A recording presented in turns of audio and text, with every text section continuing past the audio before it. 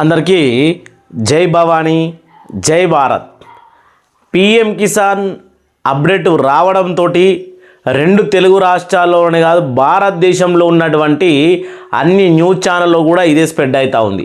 అసలు 2031 వరకు ఈ పిఎం కిసాన్ డబ్బులు 30,000కు పెరగబోతూ ఉన్నాయా, లేకపోతే 24వ ఇన్స్టాల్మెంట్కి 30,000 ఇవ్వబోతూ ఉన్నారా అని అంటే దాని గురించి స్పష్టంగా మన వీడియోలో మాట్లాడుకుందాం.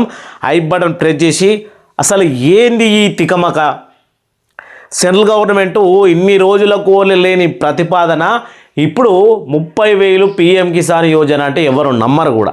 కానీ ఏమో జరగబోతా ఉంది అనేది మాత్రం స్పష్టంగా అర్థమవుతా ఉంది. వీడియోను చివరి వరకు చూస్తే ఏం జరగబోతా ఉంది, పిఎం కిసాన్ డబ్బులు మాత్రం పెరగడం ఖాయం. ఎందుకంటే డిఏపి రేట్ పెంచిరు, బీసీ రేట్ పెంచిరు, పొటాషియం రేట్ పెంచిరు, ప్రతి ఒక్క రైతులు వాడేటువంటి లిక్విడ్ మందుల రేట్లు అన్నీ పెంచిన తర్వాత సెంట్రల్ గవర్నమెంట్ ఇచ్చే రైతులకు పెట్టుబడి సహాయం అనే పేరుతోటి దీన్ని పెంచకపోతే ఎట్లా అనే డిమాండ్ అనేది చాలా పెద్దగా వినబడతా ఉంది. కాబట్టి దీని విధానంతో ఇప్పుడు పెంచినట్టుగా కనబడతా ఉంది.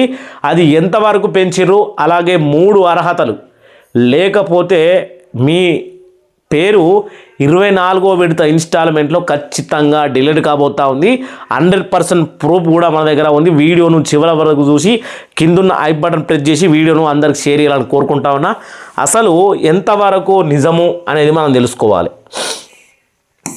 డబ్బులు పెంచితే అందులో ముఖ్యంగా సంతోషించడానికి మనము ఖచ్చితంగా ముందుగా అయితే మనము డబ్బుల గురించి పెంచడం గురించి కాకుండా పూర్తి అర్హతల గురించి మాట్లాడుకుందాం. ఫస్ట్ నిజంగా పెంచబోతా ఉందా లేదా అనేది మీకు చూపించబోతా ఉన్నా.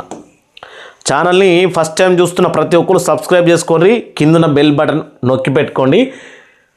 మనకు డబ్బులు ఇస్తారా, ఖచ్చితంగా పెంచుతారా అనేటువంటి విషయాన్ని నేను మీకు ముందునే చూపించబోతా ఉన్నా.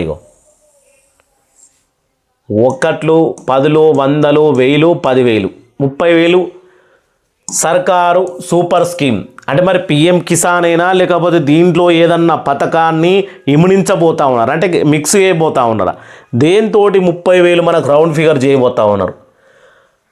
తెలుగు రైతులకు బంపర్ ఆఫర్ అకౌంట్లోకి నేరుగా 30,000 రూపాయలు సర్కారు సూపర్ స్కీమ్ అని అయితే ఇచ్చారు. నరేంద్ర మోడీ ప్రభుత్వం రైతులకు శుభవార్త చెప్పింది. పిఎం కిసాన్ సమాన్ నిధి పథకాన్ని 2031 వరకు పొడిగించింది. ఈ మేరకు 3.15 లక్షల కోట్ల నిధులను కేటాయింపు చేయడం జరిగింది. మోడీ క్యాబినెట్ దీనికి గ్రీన్ సిగ్నల్ కూడా ఇచ్చింది. అంటే మరి 3.15 లక్షల కోట్లు సంవత్సరానికా లేకపోతే ఈ 5 సంవత్సరాలకా? ఒకవేళ సంవత్సరానికి అయితే ఈ 30,000 కాదు, ఒక్కొక్కలకు 60,000 ఇచ్చినా డబ్బులు దంగాయి. కానీ ఇది 5 సంవత్సరాలకు అని ఇక్కడ మనకు క్లియర్గా అర్థమైపోయింది. 5 సంవత్సరాలకు పొడిగించింది కాబట్టి ఈ నిధులు ఇవ్వడం జరిగింది. అంటే నెక్స్ట్ ఎవరన్నా ఒకవేళ నరేంద్ర మోడీ చేంజ్ అయ్యి వేరే పిఎం వచ్చినా కానీ ఈ పిఎం కిసాన్ అనే పథకాన్ని 2031 వరకు ఎవ్వరూ రద్దు చేయలేరు. అది అలాగే కొనసాగుతుంది. ఒకవేళ పేరు మార్పిడి చిన్న మార్పులు చేయొచ్చు కానీ దీన్ని మాత్రం తీసేయలేరు అన్నట్టు. ఇప్పుడు అర్హతలు తెలుసుకుందాం. ముఖ్యంగా అర్హతలు తెలుసుకున్న తర్వాత పిఎం కిసాన్లో 30,000 ఖచ్చితంగా ఇవ్వబోతా ఉన్నాడా ఏంది అనేది చెప్పబోతా ఉన్నా. ఖచ్చితంగా చెప్పబోతా ఉన్నా. ప్లీజ్ వీడియోని మాత్రం ఎండ్ వరకు చూడాలి. ఇక్కడ మనకు కనబడుతూ ఉన్నటువంటి 3 పనులు, డబ్బులు ఏదైతే మనకు డబ్బులు ఆగిపోకుండా ఉండాలంటే వెంటనే చేయవలసిన ఈ 3 పనులు. పథకంలో పారదర్శకత పెంచేందుకు అర్హులైనటువంటి రైతులకు మాత్రమే లబ్ధి చేకూరేలా చేసేందుకు కేంద్రం కొన్ని నిబంధనలు కఠినతరం చేసింది. ఈ 3 పనులు పూర్తి చేయకపోతే 24వ విడత 2,000 సొమ్ము నిలిచిపోయే ప్రమాదం ఉంది అని చెప్పడం జరిగింది. 2,000 అని అంటా ఉన్నారు, మరి 30,000 అంటా ఉన్నారు. ఏంద్ర బాబు అని మీరు కొంచెం కింద మీద కాకుండా దాని గురించి నేను పూర్తిగా అయిపోతా ఉన్నా, కొద్దిసేపు ఆగాలి. 2,000 లేకపోతే ఏది ఎంత అనేది ఇక్కడ మనకు eKYC number 1, bank Aadhaar link number 2, భూమి రికార్డుల నమోదు నంబర్ 3. ఈ 3 పనులు ఖచ్చితంగా చేయాలి. చేయకపోతే ఈ ఎక్స్ గుర్తు అనేది పడుతుంది, మీరు డిలేట్ అయిపోతారు. అది కథ. డిలేట్ ఇందులో నుంచి పిఎం కిసాన్ వెబ్సైట్లో నుంచి డిలేట్ అయితే 5 లాభాలు మనం కోల్పోతాం. 5 లాభాలలో పిఎం కిసాన్ ఒకటి, అలాగే అటల్ పింఛన్ యోజన 2, మూడవది కిసాన్ క్రెడిట్ కార్డు, ఇది 5 లక్షల రూపాయల వరకు ఉంటుంది. కిసాన్ క్రెడిట్ కార్డు 5 లక్షలు. 3, 4వది సూర్య గర్భన్ యోజన అని మన ఇంటి మీదనే సోలార్ ప్లాంట్ ఇచ్చేటువంటి సబ్సిడీ ఇస్తూ ఉంది, ఇది 4వది. 5వది మన దగ్గరికి రాలేదు, కాకపోతే త్వరలోనే రాబోతూ ఉంది. ఎకరానికి 5,000 చొప్పున ఇచ్చి సెంట్రల్ గవర్నమెంటే పంటల నమోదాను ఇస్తూ ఉంటుంది. ఆ పథకం పేరు కూడా మన ఛానల్లో విందు, మీరు ఒకసారి చూడరు. అన్నీ చెప్తే కూడా ఇప్పుడు వీడియోలు ఎంత అవుతుంది. ఈ కేవైసీ తప్పనిసరి పూర్తి చెయ్యని రైతులు తదుపరి విడత డబ్బులు విడుదల కావు. మీ సమీపంలో ఉన్నటువంటి సిఎస్సి కేంద్రానికి వెళ్ళండి. ఖచ్చితంగా నన్ను అడిగితే మాత్రం మీరు ఈ కేవైసీ చేసుకోవాలనుకుంటే ఖచ్చితంగా ఒక్కొక్క జిల్లాకు, భారతదేశంలో ఏ జిల్లాలో అయినా జిల్లాకు 6 నుంచి 7 సిఎస్సి సెంటర్లు ఉంటాయి. వాటి దగ్గరికి వెళ్ళి పట్టా పాస్బుక్ ఆధార్ కార్డు ఉంటే ఆటోమేటిక్గా ఒక 80 నుంచి 90 రూపాయలు, ఎగ్జాంపుల్గా 80 రూపాయలు లేదంటే 90 రూపాయల మధ్యలో ఈ కేవైసీ కంప్లీట్ అయిపోతుంది. ఆడికి వెళ్తే చాలు, ఎవరైతే ల్యాండ్ ఎవరి పేరు ఉందో వాళ్ళు మాత్రమే వెళ్ళాలి. ఒకటోది కంప్లీట్ అయిపోతుంది. రెండోది bank to Aadhaar link, Aadhaar card తోటి బ్యాంకు లింకు చేయాలి. ఆధార్ కార్డు, బ్యాంక్ ఖాతా, ఏ బ్యాంకులో అయితే నరేంద్ర మోడీ డబ్బులు పడతానో ఆ బ్యాంక్ కాడికి వెళ్ళి మాకు ఆ బ్యాంకు టు ఆధార్ లింకు కావాలని చెప్తే అక్కడ చిన్న ఒక ఫారం అనేది ఇవ్వడం జరుగుతుంది. దాన్ని లింపిన తర్వాత మనకు సంతకం సంతకం లేదంటే వేలి ముద్ర ఏదో ఒకటి ఖచ్చితంగా చేసి వచ్చినావు అని అంటే 24 గంటల్లో నీకు ఆధార్ ఖాతాతో బ్యాంకు లింక్ అవుతుంది. అప్పుడు మీ డీబీటీ బ్యాంకు ఖాతాకు ఆధార్ లింకు అయి ఉండాలి అనే నిబంధన మనము పాటించినట్టు అవుతుంది. అలాగే ఇంకోటి, ప్రత్యేక ప్రయోజన బదిలీ ఆప్షన్ యాక్టివ్గా ఉందో లేదో సరిచూసుకోవాలి, అది కూడా యాక్టివ్గా అవుతుంది. ప్రత్యేకమైన అంటే డీబీటీఆర్ అంటే ఈ యొక్క ఆధార్ కార్డుకు బ్యాంక్ ఖాతా లింక్ అవ్వడమే డీబీటీ ఆప్షన్ అనేది ఎనేబుల్ అవ్వడానికి రీజను. ఇది ఓకే అయిపోతుంది. తర్వాత మూడవది భూమి రికార్డుల నమోదు. ఇది నువ్వు ఏ రాష్ట్రము, ఏ జిల్లా, ఏ మండలము, ఏ సర్వే నెంబర్లో, ఏ పట్టాలో, ఏ ఏరియాలో నీ భూమి ఉంది అని వెరిఫై చేయడమే ఈ 3వ ఆప్షన్ యొక్క ఉద్దేశం.